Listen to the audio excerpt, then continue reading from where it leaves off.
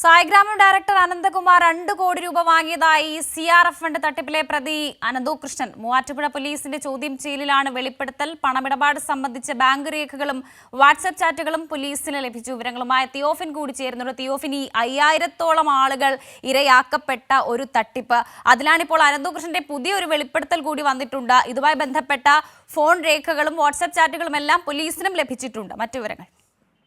പക്ഷേ ഇന്ന് മൂവാറ്റുപുഴ പോലീസ് കഴിഞ്ഞ ദിവസം കസ്റ്റഡിയിൽ വാങ്ങിയ അനന്തു കൃഷ്ണനെ DIGയുടെ നേതൃത്വത്തിലും പിന്നീട് മൂവാറ്റുപുഴ പോലീസ് വിശദമായും ഇന്ന് ചോദ്യം ചെയ്തിരുന്നു. ഈ ഇന്നത്തെ ചോദ്യം ചെയ്യലിലാണ് കൃത്യമായി ഈ ഏതെല്ലാം രീതിയിൽ തട്ടിപ്പ് നടത്തിയെന്നും ഈ ഫണ്ട് എവിടേക്കെല്ലാം വകമാറ്റി എന്ന കാര്യങ്ങളും അനന്തു കൃഷ്ണൻ കൃത്യമായി വിശദീകരിച്ചത്.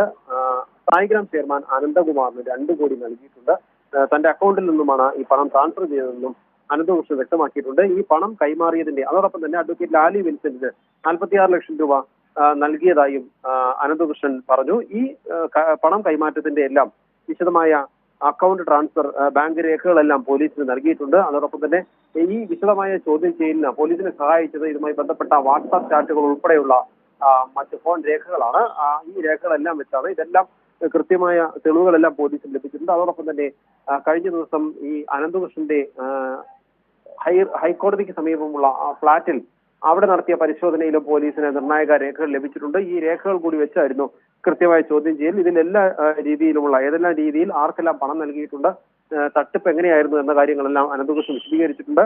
ഈ പണം വക മാറ്റി ഉപയോഗിക്കുന്നതിനായി അനന്തകൃഷ്ണന് വേണ്ടി ഈ ഇവരുടെ നാഷണൽ, അതായത് NGO സംഘടനകൾ പലതും ചേർന്ന് സൊസൈറ്റികൾ, സീഡ് സൊസൈറ്റികൾ കൂടാതെ ഈ സീഡ് സൊസൈറ്റികൾക്ക് NGO അസോസിയേഷന്റെ ഒരു കോൺഫെഡറേഷൻ മുഖേനയാണ് പണം നൽകുമെന്ന് പറഞ്ഞിരുന്നത്. ഇതിൽ നാഷണൽ NGO കോൺഫെഡറേഷന്റെ ബൈലോയിൽ അനന്തുവിന്റെ സ്വന്തം കമ്പനി രൂപീകരിച്ചിരുന്നു, പ്രൊവിഷൻ ഇന്നോവേഷൻ സർവീസ് എന്ന കമ്പനി. ഇതിലേക്ക് ഈ നാഷണൽ NGO സർവീസിന്റെ കോൺഫെഡറേഷന്റെ പണം കൈമാറി ഉപയോഗിക്കുന്നതിന് വേണ്ടി, അതായത് CSR ഫണ്ടുകളാണ്, അത് ചാരിറ്റി പ്രവർത്തനങ്ങൾക്ക് മാത്രമാണ് ഉപയോഗിക്കേണ്ടത്. അങ്ങനെ ഉപയോഗിക്കാതെ മറ്റാവശ്യങ്ങൾക്ക് പണം ഉപയോഗിക്കുന്നതിന് വേണ്ടി ബൈലോയിൽ മാറ്റം വരുത്തി. ബൈലോയിലെ 6ാമത്തെ പോയിന്റിൽ തിരുത്തു വരുത്തിയാണ് ഈ പണം CSR ഫണ്ട് വകമാറ്റി ഉപയോഗിക്കാം എന്ന് എഴുതി ചേർത്തത്. അങ്ങനെയാണ് ഫണ്ട് മറ്റാവശ്യങ്ങൾക്കും ഈ തട്ടിപ്പിന് കൂടെ നിന്നവർക്ക് ഉൾപ്പെടെ കൈമാറുന്നതിനെ ഉപയോഗിച്ചത്.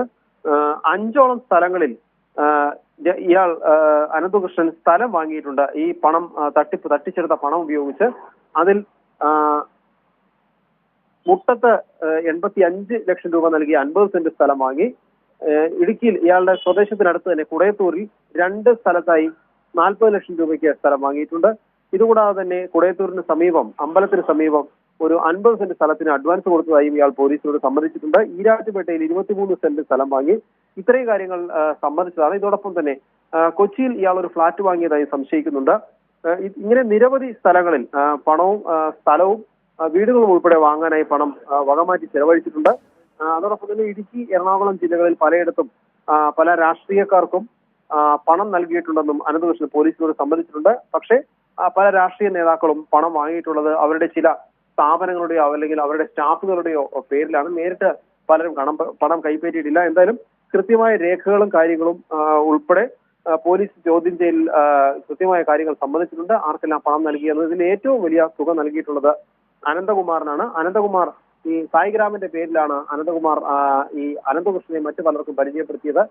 കാരണം അനന്തകുമാറിന് ഒരുപാട് രാഷ്ട്രീയ ബന്ധങ്ങളുണ്ട്. പ്രത്യേകിച്ച് സംഘപരിവാർ സഹയാത്രികരായ നിരവധി പേരുമായി വളരെ അടുത്ത സായിഗ്രാമം ഡയറക്ടർ അനന്തകുമാർ 2 കോടി രൂപ വാങ്ങിയതായാണ് ഇപ്പോൾ അനന്തു കൃഷ്ണന്റെ വെളിപ്പെടുത്തൽ. നേരത്തെയും ഈ സായിഗ്രാമം ബന്ധപ്പെട്ട അധികൃതർ തങ്ങൾക്കിതിൽ യാതൊരു ബന്ധവുമില്ല എന്നുള്ള ചില വെളിപ്പെടുത്തലുകളുമായി മുൻപോട്ട് വന്നിരുന്നു. പക്ഷേ ഇപ്പോൾ തെളിവുകളുണ്ട്. ഇനി ഈ തട്ടിപ്പ് ഏതൊക്കെ രാഷ്ട്രീയക്കാരിലേക്ക് കൂടി വ്യാപിച്ചിട്ടുണ്ട് എന്നുകൂടി അറിയേണ്ടതുണ്ട്. തിയോഫിനാണ് വിവരങ്ങൾ നൽകിയത്.